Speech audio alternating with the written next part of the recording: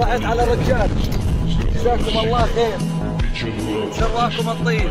رحت عليه من الصبح ديني 200 دولار مشان البير. الحمد لله ما رحنا على واحد يشتكي الله تدينت منه الحمد لله. لا حميد النفسي الزلمه الزينه جبل ظهر الجبل تبين بيك مواقف، جبال. وجزاكم الله خير.